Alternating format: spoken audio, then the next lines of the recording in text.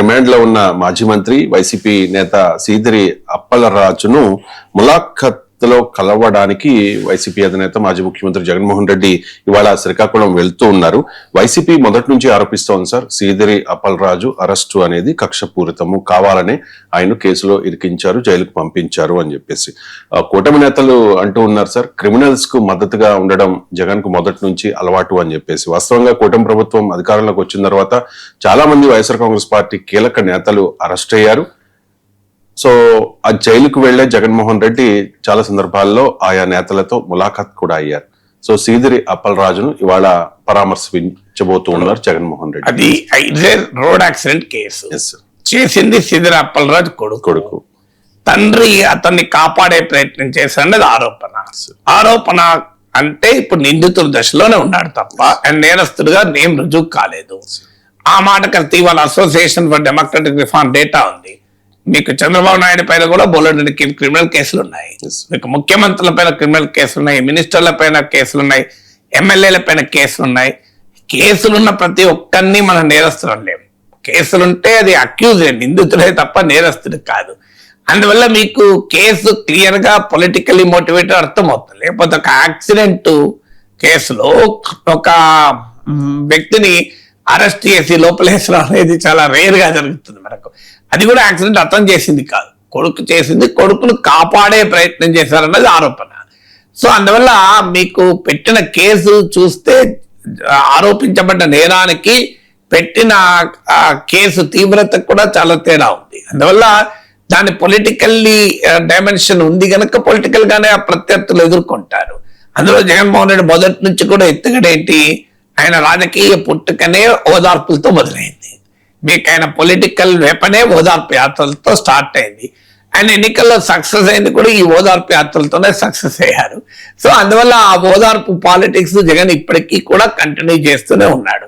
ఎందుకంటే ఒక్కటి దీని ద్వారా తన పార్టీ కార్యకర్తలకు, నాయకులకు, శ్రేణులకు కాన్ఫిడెన్స్ ఇవ్వడం, ఈ ప్రభుత్వ నిర్బంధాలను, అధికార కూటమి నిర్బంధాలను మనం ఎదుర్కొని నిలబడతాము అని. ఎందుకంటే మీకు చంద్రబాబు నాయుడు జగన్మోహన్ రెడ్డి జైల్లో పెట్టినప్పుడు పవన్ కళ్యాణ్ ప్రత్యేకంగా వెళ్ళలేదా? అందరూ వెళ్ళలేదు. మిగతా టీడీపీ నేతలు వెళ్ళలేదా?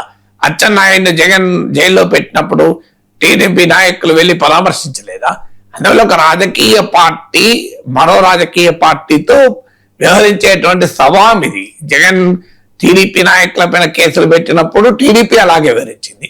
ఇప్పుడు కూటమి జగన్ పైన కేసులు పెట్టినప్పుడు కూటమి వైసీపీ నాయకులు కూడా అలాగే వివరిస్తున్నారు. అందువల్ల ఈ ఓదార్పు పాలిటిక్స్, పరామర్శ పాలిటిక్స్ అనేది రాజకీయ ప్రక్రియలో భాగమైంది. సో అందువల్ల ఇదేమి కొత్త ఏమీ కాదు.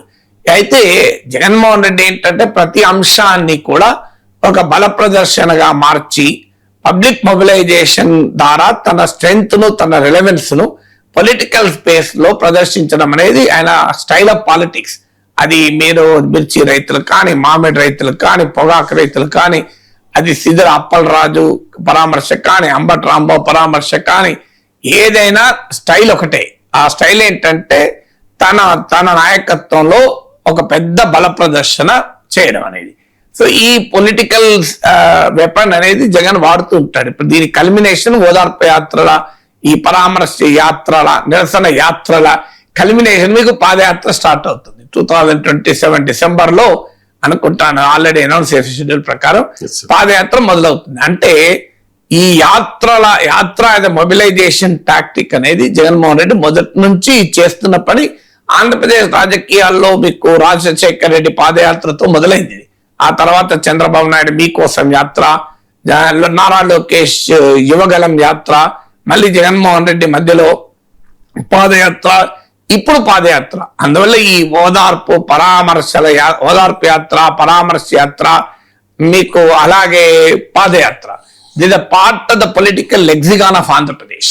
సో అది వాళ్ళ కొత్తగా మొదలయ్యేది కాదు, కొత్తగా ఎండ్ అయ్యేది కాదు. కానీ జగన్మోహన్ రెడ్డి చేస్తున్న ఒక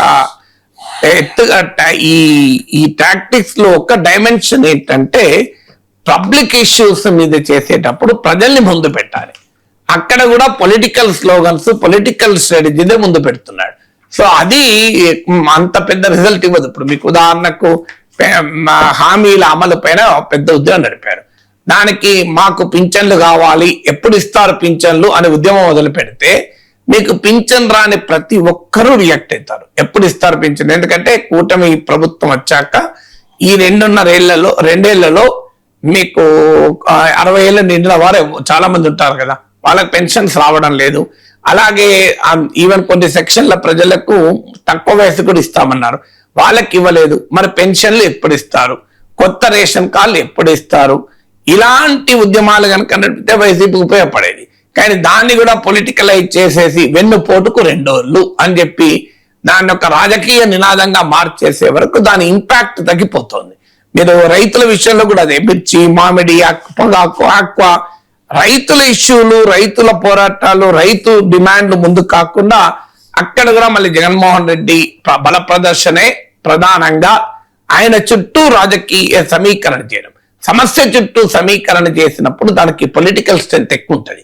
సమస్య చుట్టూ ఆక్వా రైతు సమస్య ఇట్టు, పొగాకు రైతు సమస్య ఇట్టు, మామిడి, మిర్చి రైతు సమస్య చుట్టూ సమీకరణ కాకుండా ప్రతి అంశం, అది సిద్ధరాప్పలరాజు, అంబటి రాంబాబుల పరామర్శ కానివ్వండి, అది మామిడి రైతు, ఆక్వా రైతు, పొగాకు రైతు కానీ అన్నిట్లో కూడా పొలిటికల్ స్లోగనే, పొలిటికల్ మొబిలైజేషనే, జగన్మోహన్ రెడ్డి ప్రొజెక్షనే తప్ప ఇంకోటి ఉండడం లేదు. సో దానివల్ల ఏమైతుందంటే అసలు ఇష్యూ ఆఖరికి ఆంధ్రప్రదేశ్ లో కాక్రోచ్ ఏమేమని చెప్పి కాక్రోచ్ ఉద్యమం కూడా తన చుట్టూ తిప్పుకునే ప్రయత్నం.